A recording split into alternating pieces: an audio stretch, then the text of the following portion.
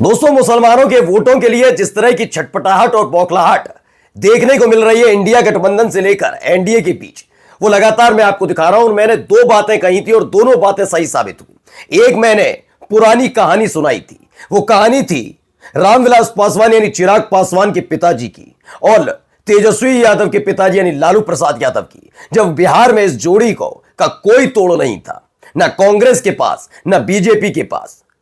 उस दौर में वो लड़ाई वाली कहानी मैंने सुनाई थी, आज फिर सुनाऊंगा और दिखाऊंगा। आखिरकार याद आ गया चिराग पासवान को। वो भी यही नहीं, मैंने कहा था आपसे कि असदुद्दीन ओवैसी ने जो ताकत मुसलमानों को दे दी, वो किंग मेकर बनेंगे नहीं बनेंगे वो बिहार की जनता तय कर लेगी। लेकिन यह बात हकीकत है कि घुटने के बल जिस तरह से महागठबंधन को बैठना पड़ा, वैसे ही अब धीरे धीरे करके एनडीए भी मुसलमानों को झकझोर कर अपने साथ लाने और घुटने के बल बैठने के लिए तैयार है।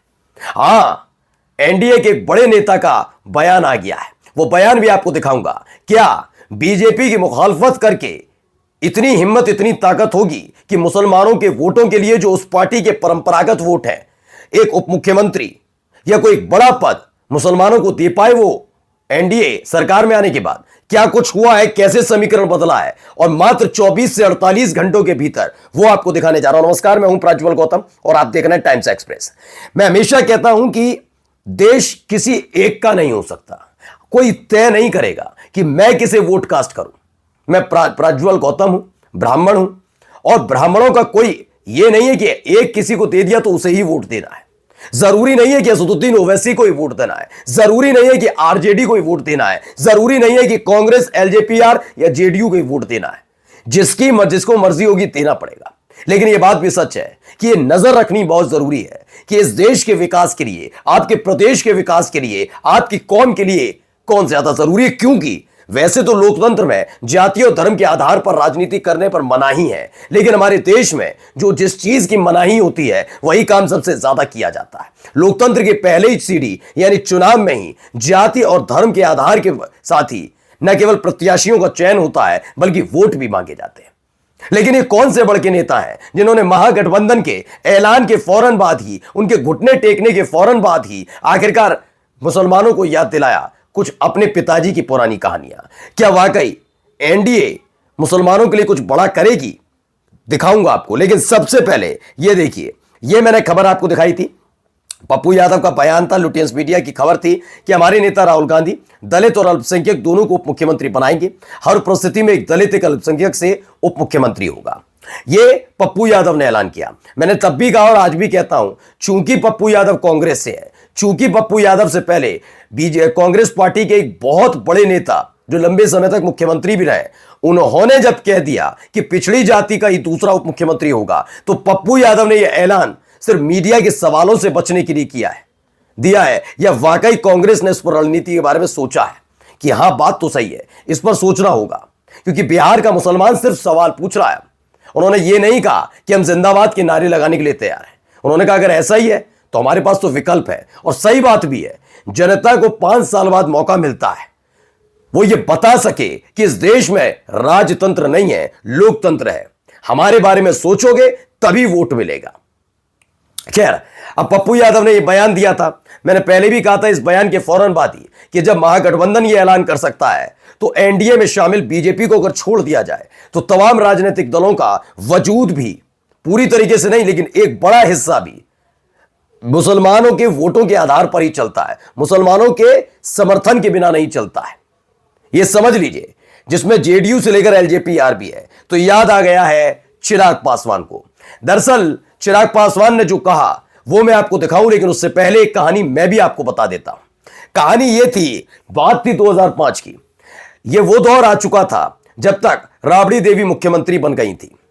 एक नया समीकरण बनकर तैयार हो चुका था। यह समीकरण खास तौर पर इर्द गिर्द घूम रहा था सिर्फ और सिर्फ आरजेडी यानी कि लालू प्रसाद यादव की पार्टी और लोक जनशक्ति पार्टी, यानी इस समय टकराव और किसी तरह बिखराव नहीं हुआ था, रामविलास पासवान की यह जोड़ी घूमा करती थी। बिहार में जहां जाती थी जिंदाबाद के नारे होते थे। यह बहुत बड़ी बात थी कि इस जोड़ी को तोड़ने के लिए सब कुछ कोशिश की गई, लेकिन किसी भी राजनीतिक दल की इतनी हिम्मत नहीं हो पाई कि इस जोड़ी को तोड़ पाए। लेकिन अचानक से रामविलास पासवान ने एक मुद्दा उठा दिया मुद्दा था अपने कोर वोटर, जो उनका कोर वोटर है, कोर वोटर को उसका हक हकूक देने का। यह बात सच है, किसी से छिपी नहीं है। साल 2005 में बिहार में चुनाव हुए थे और जो चुनाव हुए थे उस लिहाज से एक बार फिर से राबड़ी देवी मुख्यमंत्री बनने जा रही थी। सुनिएगा, लेकिन चिराग पासवान के पिता रामविलास पासवान ने एक शर्त रख दी थी कि अब राबड़ी देवी नहीं, बिहार को मुस्लिम मुख्यमंत्री चाहिए। जाकर देखिएगा, उन्होंने कहा मुस्लिम मुख्यमंत्री चाहिए। लालू प्रसाद यादव ये नहीं करना चाहते थे, ये क्लियर बात है, झूठ बात नहीं है। और इन सब के बीच क्या हुआ, वो जोड़ी जिसने बड़े बड़े राजनेताओं की हालत सुखा रखे थे, वो जोड़ी टूट जाती है। फिर दोबारा बिहार में चुनाव होते हैं, लोक जनशक्ति पार्टी लोक जनशक्ति पार्टी जो रामविलास पासवान की, उसे कम सीटें आती हैं। ये सब चीजें होती हैं और उसके बाद देखने को मिलता है त्रिशंकु आती है, नीतीश और बीजेपी मिलकर साथ सरकार बनाते हैं और उसके बाद से नीतीश कुमार लगातार मुख्यमंत्री रहते हैं। अब उसी की याद आ गई है चिराग पासवान को भी, क्योंकि चिराग पासवान जानते हैं कि वो बीजेपी के लिए चाहे कितने ही साथ रहे, उनकी गोद में जाकर अपनी पार्टी को बिठा दे या फिर इस बात से खुश होते रहे कि वो मोदी के अनुमान है, लेकिन हकीकत यह है कि नरेंद्र मोदी साहब चुनाव नहीं जितवाते, उन्हें बिहार की जनता चुनाव जितवाती है, जिसमें मुसलमानों का भी एक बहुत बड़ा वर्ग उनके साथ खड़ा है। उन्हें कैसे समझाएंगे? तो क्या कहते हैं, 2005 में मेरे नेता, मेरे पिता स्वर्गीय रामविलास पासवान जी ने मुस्लिम मुख्यमंत्री बनाने के लिए अपनी पार्टी तक कुर्बान कर दी थी। सुनिएगा इनको, तब भी आपने उनका साथ नहीं दिया। देखिए, आरजेडी 2005 में भी मुस्लिम मुख्यमंत्री के लिए तैयार नहीं था, ठीक है ना। आज 2025 में भी ना मुस्लिम मुख्यमंत्री देने को तैयार है, ना उप मुख्यमंत्री। अगर आप बंधुआ वोट बनकर, बैंक बनकर रहेंगे तो सम्मान और भागीदारी कैसे मिलेगी? ये याद दिला रहे हैं, लेकिन क्या इन्होंने बीजेपी के नेताओं से, जिनके साथ मिलकर चुनाव लड़ रहे हैं, उनसे यह कहा कि आपने मुसलमानों के लिए क्या किया? ये लड़े वक्फ संशोधन कानून के खिलाफ, क्या इन्होंने आवाज बुलंद करके कहा कि हम नेगेटिव वोट डालेंगे आपके खिलाफ, हम नहीं जाएंगे एनडीए के इस प्रस्ताव के साथ? आप तो गए ना, आप गए ना। आज इन्हें क्यों बेचैनी हो रही है? क्योंकि आप चाहे किसी भी गठबंधन के साथ रहे, वो उस गठबंधन का हिस्सा और मजबूत हिस्सा तब तक रहेंगे जब तक आपका वोट बैंक, आपके समर्थक, आपके नेता आपके साथ है। ऐसा नहीं है कि एक आदमी आया, उसने पार्टी बनाई और अकेले ही कई सीटों पर चुनाव लड़ लिया और जीत गया, ना उसके समर्थक, ना नेता, ना वोटर, कोई नहीं। ऐसा तो नहीं हो सकता।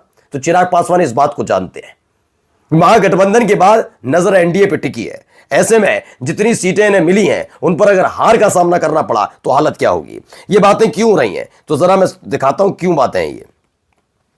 देखिए यहां पर पहले देखिए ये क्या कहा, वारिस पठान कहते हैं जिसकी जितनी संख्या बारी उसकी उतनी हिस्सेदारी का क्या हुआ?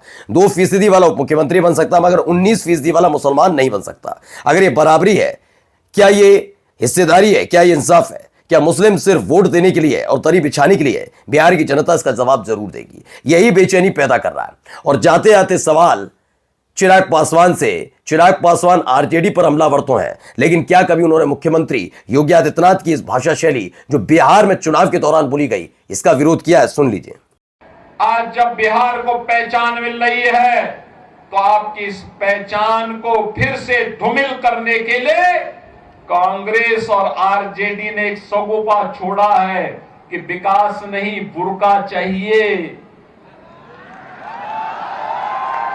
उनको विकास नहीं चाहिए, उनको तो बुर्का चाहिए, जिससे फर्जी वोट डाल करके यहां के गरीबों और दलितों के हकों पर भी डकैती फिर से डाल सके। अब बता दीजिएगा इसके बारे में भी। बुर्का एक महिला की पहचान होती है, वो आपके धर्म से, आपके समुदाय से ताल्लुक नहीं रखती तो इसका मतलब नहीं।